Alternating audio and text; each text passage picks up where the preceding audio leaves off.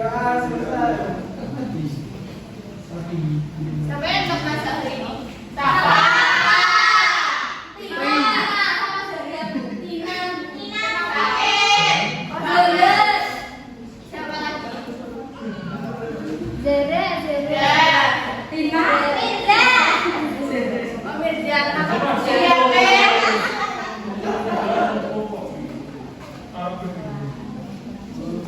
Sebelum memulai pelajarannya, Ibu ada kontrak untuk kalian. Yang pertama, tidak boleh bermain HP. HP-nya dimasukkan dulu. Ayo Mas Nabi.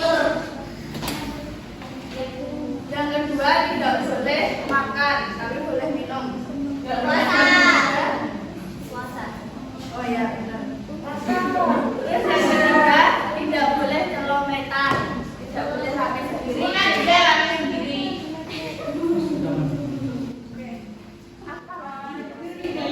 Itu akan memberikan materi tentang manajemen public belajar yang efektif. Ini Ibu akan memaparkan sebuah video. Silahkan kalian simak video ini. Sudah siap? Siap. Bu, kenapa tak bukan Bu? Ngecopros saya itu tadi. Ayo diperhatikan ya. Teman-teman, coba bayangkan jika kita membaca 1 jam dalam sehari tentang sejarah atau tentang bahasa, bisa juga tentang ilmu pengetahuan, dan masih banyak lainnya. Berapa banyak yang kita pelajari setelah 365 jam dalam 1 tahun? Seberapa banyak kita baca dan yang kita dapatkan? Jika ada yang berkata, saya tidak punya waktu untuk membaca, untuk belajar ataupun mengerjakan tugas, itu terdengar seperti kita tidak ada kemauan untuk berubah menjadi yang lebih baik. Kita mempunyai waktu 24 jam dalam sehari. Kita tidur 6 jam sehari. Jadi masih mempunyai waktu 18 jam tersisa dalam sehari. Rata-rata orang belajar, bekerja dan menjalani aktivitas sekitar 8 sampai 10 jam. Lalu kita melakukan perjalanan sekitar 1 jam sehari. Mungkin ada juga yang 2 jam dalam sehari. Jadi sekarang kita masih memiliki waktu 6 jam lagi. Lalu apa yang akan kita lakukan dengan 6 jam tersebut? Mungkin kita bisa makan sebentar, bermain sedikit, atau bisa juga mengobrol, melihat status teman di sosmed, menonton hiburan di TV. Kita bisa melihat berapa banyak waktu yang tersedia. Kita bisa bermain bersama teman setelah habis pulang sekolah. Bisa juga membuka media sosial seperti Facebook, video TikTok mungkin, dan mengecek beberapa banyak teman yang mengomentari status kita di Instagram. Kita juga bisa berkumpul dengan teman, mengobrol bersama, jalan-jalan, dan melakukan permainan lain yang membuat kita senang. Oke, itu tidak apa-apa, asalkan jangan kita lakukan setiap waktu. Kita bisa mencoba mengubah kebiasaan seperti itu. Bayangkan saja, jika kita mengatur hari kita dengan belajar, mengerjakan tugas sekolah, kuliah, membantu orang tua, dan melaksanakan aktivitas lain yang lebih bermanfaat untuk masa depan kita dan keluarga. Banyak sekali waktu luang untuk melakukan hal seperti itu. Berangkat ke sekolah untuk belajar, setelah pulang sekolah melakukan aktivitas lainnya. Jika kita mempunyai tugas dari guru, kerjakanlah tugas tersebut. Jika tidak ada tugas, kita bisa belajar kembali apa yang telah dipelajari di sekolah. Kemudian, dilanjutkan dengan membantu orang tua, membersihkan rumah, serta membantu tugas-tugas orang tua di rumah. Bayangkan, jika semalam kita membaca 2-3 jam, lalu berapa jam ilmu yang kita dapat selama sekian hari, berapa ilmu yang didapat selama 1 tahun. Tidak ada ilmu yang percuma, tidak ada pengetahuan yang tidak bermanfaat. Maka dari itu, mari gunakan waktu kita sebaik mungkin. Jangan membuang waktu, tenaga, dan pikiran untuk hal yang sia-sia. Fokuslah pada hal yang menjadikan diri kita bernilai. Jangan katakan masih ada waktu. Lakukanlah segera, gunakan waktu kita dengan bijak supaya tidak ada 1 menit pun waktu yang terbuang sia-sia. Tetap semangat untuk meraih masa depan. Semoga bermanfaat dan terima kasih. Oke, dari dari video tadi, apa yang kalian dapat? Manajemen waktu. Yang lainnya?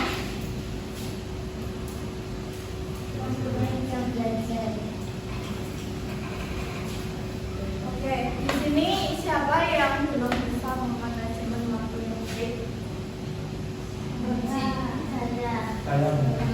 Kenapa ya? Pada tahu.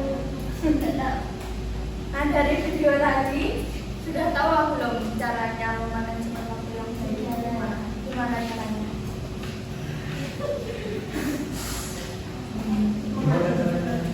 Membuat jadwal, Ya, membuat jadwal.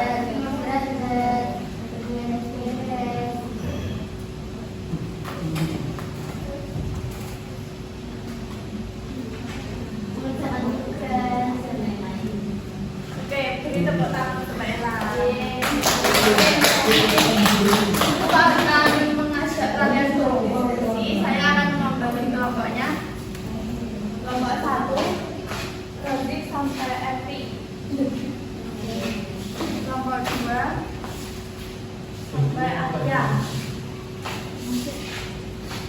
Kelompok 3. Silahkan kalian berdiskusi. Saya beri waktu 2 menit.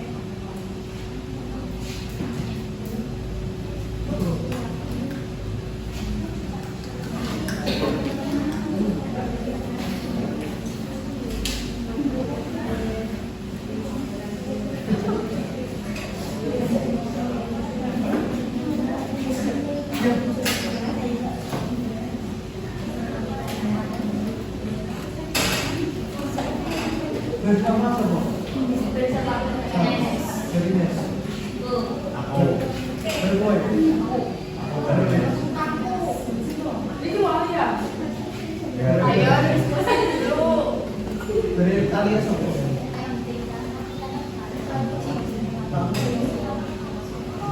Kelompok 1 sudah.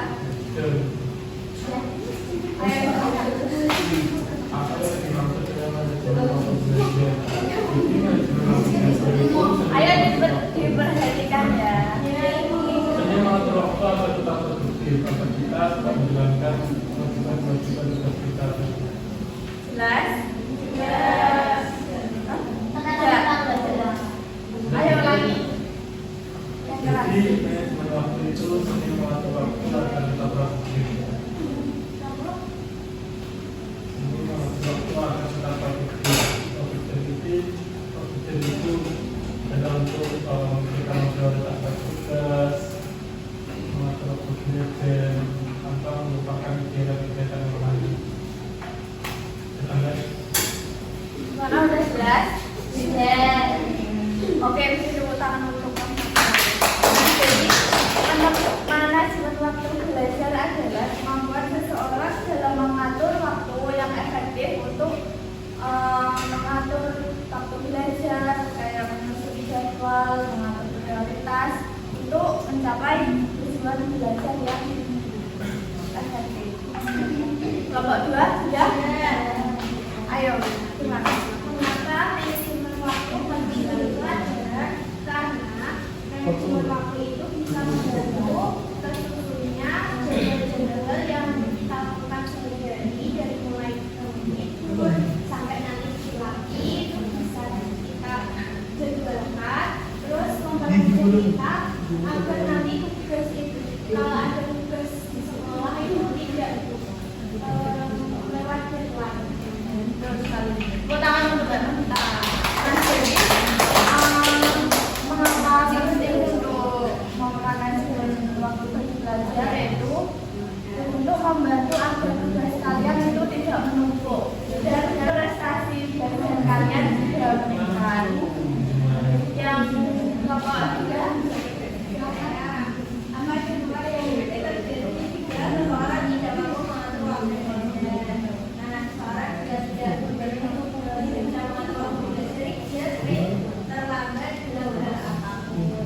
Terus sih sering merasa gugup, misalnya mulai sebagainya. Oke, jadi Bapak dari Ketika seseorang bisa mengatur jadwalnya dengan baik, yaitu seseorang itu bisa menjadi punya tekanan belajar, terus bekerja juga numpuk, terus prestasi belajarnya juga menurun. Baik, dari materi tadi ada yang bisa menyimpulkan?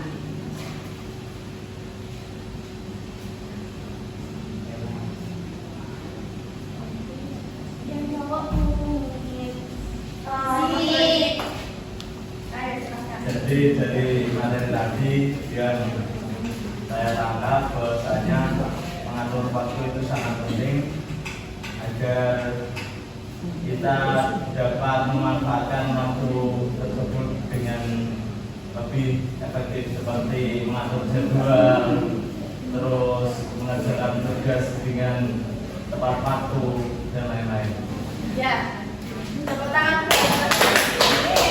Jadi teman-teman, dengan kita memanajemen waktu itu, biar kita itu punya waktu yang banyak untuk misalnya kegiatan yang lain kayak bermain, terus scroll TikTok,